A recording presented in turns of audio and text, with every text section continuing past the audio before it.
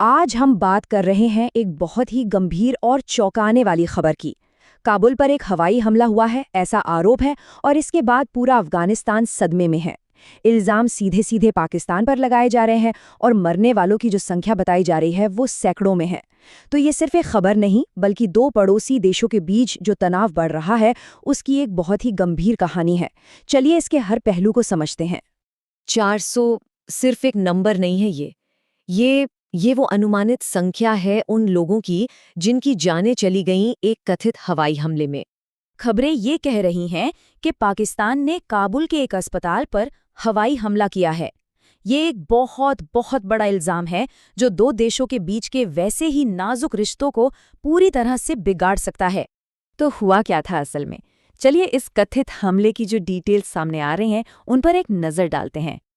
और देखिए, जिस जगह को निशाना बनाया गया वो कोई मिलिट्री बेस नहीं था, वो था omit addiction treatment hospital.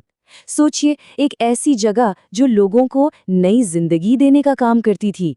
Kabul में ये एक 200 बेड वाला ड्रग रिहैबिलिटेशन सेंटर था। अफगानिस्तान के जो डिप्यूटी सरकारी प्रवक्ता हैं उनके हिसाब से ये सब हुआ सुबह करीब 9 बजे। उन्होंने कंफर्म किया कि काबुल में एक सिविलियन हॉस्पिटल को टारगेट किया गया। और जो सबसे डराने वाली बात है वो ये कि इसमें 400 से ज्यादा लोगों के मारे जाने का अंदेशा है। अब देखिए, इस हमले की जो गूंज है वो सिर्फ सियासी गलियारों तक ही नहीं रुकी। इसने उन लोगों के दिलों को भी छुआ है जिन्हें अफगानिस्तान में हीरो का दर्जा दिया जाता है। जी हाँ, हम बात कर रहे हैं देश के क्रिकेटर्स की। और जानते हैं, इस कहानी में एक और दर्दनाक पहलू है। वो ये कि अफगान क्रिकेट टीम के खिलाड़ी ठीक इसी अस्पताल में पहले जा चुके थे, वहां के मरीजों से मिल चुके थे। मतलब उनका एक पर्सनल कनेक्शन था इस जगह से। तो जाहिर है, अफगानिस्तान क्रिकेट के जो बड़े बड़े नाम हैं उन्होंने सोशल मीडिया पर अपना गुस्सा और दुख सब कुछ जाहिर किया। राशिद खान, मोहम्मद नबी, इब्राहिम जादरान और अजमतुल्ला उमरजई, मतलब सबने एक साथ आकर इस हमले की कड़ी निंदा की है। खासकर राशिद खान ने जो कहा वो बहुत ही पावरफुल था। उन्होंने लिखा कि आम लोगों के घरों, स्कूलों या अस्पतालों को, चाहे जानबूझकर हो या अनजाने में, निशाना बनाना एक वॉर क्राइम है। उनके इन शब्दों ने इस पूरे मामले को एक इंटरनेशनल लेवल पर ला खड़ा किया। लेकिन जैसा कि अक्सर होता है, हर कहानी के दो पहलू होते हैं। एक तरफ अफगानिस्तान के संगीन इल्जाम है, तो दूसरी तरफ से इन सब का पूरा पूरा खंडन भी आ रहा है। तो यहाँ हमारे सामने दो एकदम अलग अलग बातें हैं। एक तरफ अफगानिस्तान के डिप्टी प्रवक्ता हमदुल्ला हैं जो कंफर्म कर रहे हैं कि हवाई हमला हुआ और 400 से ज्यादा जानें गईं, और दूसरी तरफ पाकिस्तान है जो रिपोर्ट्स के मुताबिक इन सभी इल्जामों को झूठा बता रहा है, सिरे से खारिज कर रहा है। अब सच क्या है वो इन दो दावों के बीच ही कहीं है।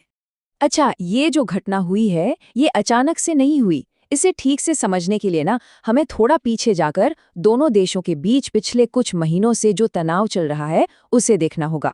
रिपोर्ट्स तो यहाँ तक कह रही हैं कि पिछले कुछ महीनों में पाकिस्तान और अफगानिस्तान के बीच युद्ध जैसे हालात बन गए हैं, और ये टेंशन लगातार बस बढ़ता ही जा रहा है।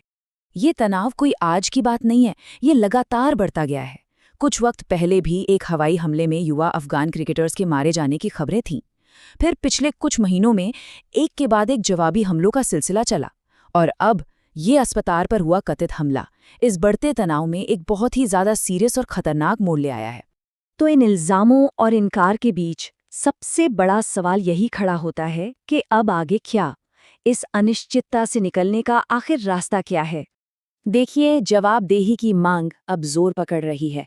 इसकी शुरुआत हुई जब अफगान क्रिकेटर्स और अधिकारियों ने खुले तौर पर इसकी निंदा की। फिर ये बात एक फॉर्मल अपील तक पहुंची जहां अंतर्राष्ट्रीय जांच की मांग की गई। और अब पूरी दुनिया की नज़रें इस बात पर टिकी हैं कि इंटरनेशनल एजेंसियां इस पर कोई एक्शन लेती हैं या नहीं। अफगानिस्तान ने ऑफिशियली यूएन और दूसरी ह्यूमन राइट्स एजेंसी से गुहार लगाई है कि इस पूरे मामले की एक पूरी और निष्पक्ष जांच हो, ताकि सच जो भी हो वो सबके सामने आ सके।